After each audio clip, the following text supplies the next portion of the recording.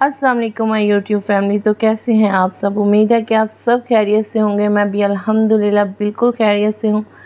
तो आज हम बनाने जा रहे हैं आलू गोश्त शोरबे वाला बनाएंगे। बहुत ही कमाल और बहुत ही मज़ेदार सी ये रेसिपी होने वाली है।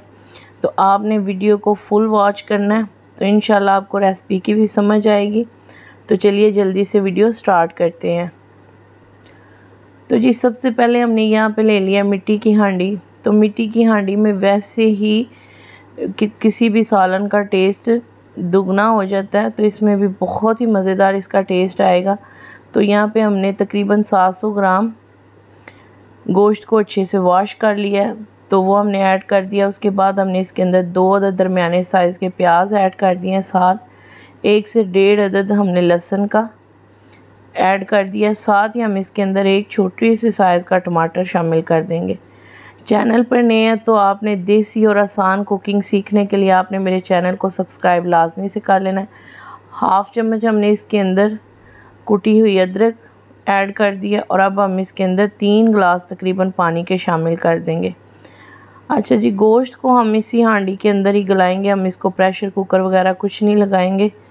तो इस तरीके से आपने इसके अंदर 3 गिलास पानी ऐड करके इसको कवर करके आपने रख देना 1 घंटे के लिए। 1 घंटे के बाद ये कुछ इस कंडीशन में आ चुका है। गोश्त जो है बहुत अच्छे से नरम हो चुका था, तो अब हम इसका पानी सेपरेट से निकाल लेंगे। अच्छा जी, मिट्टी की हांडी से पानी निकालना थोड़ा सा मुश्किल है, तो आपने बड़े एहतियात के साथ पानी को सेपरेट करना है। तो अब हम इसकी भुनाई कर लेंगे। लहसुन प्याज को हमने अच्छे से इसके अंदर मिक्स कर लिया।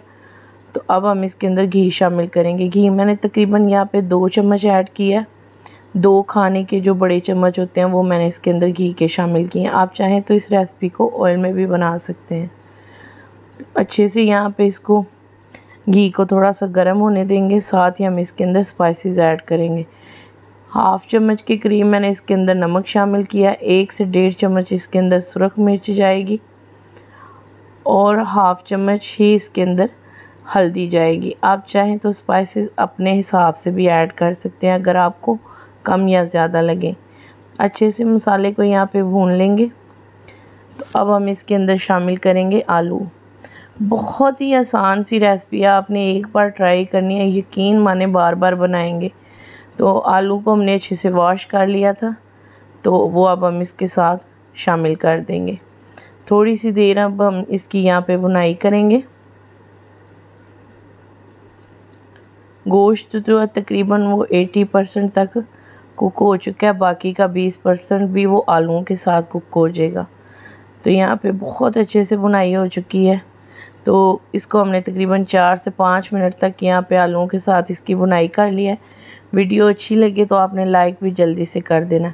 अब जो पानी हमने निकाल के सेपरेट रखा था, जो यखनी थी, वो हमने इसके अंदर ऐड कर दी है और अब हम इसको आलूओं के गलने तक हमने इसको कवर करके रख देना है। तो जी मीडियम टू हाई फ्लेम पे हमने इसको तकरीबन 8 से 10 मिनट तक कवर किया है।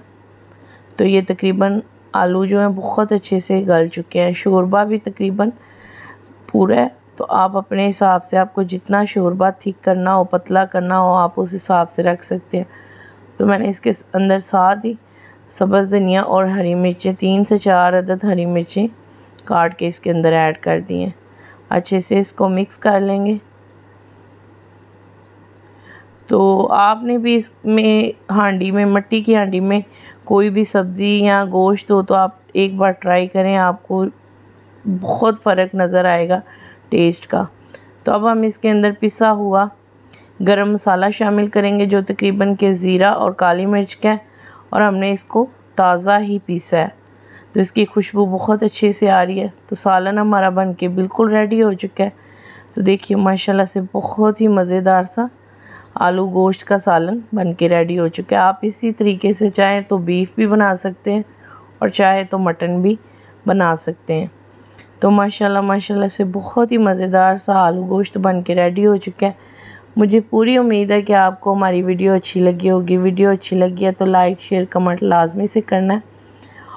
तो आपसे मिलते हैं एक नेक्स्ट वीडियो में, तब तक के लिए अल्लाह हाफ़िज़। दुआओं में याद रखिएगा और अपना बहुत सारा ख्याल रखिएगा।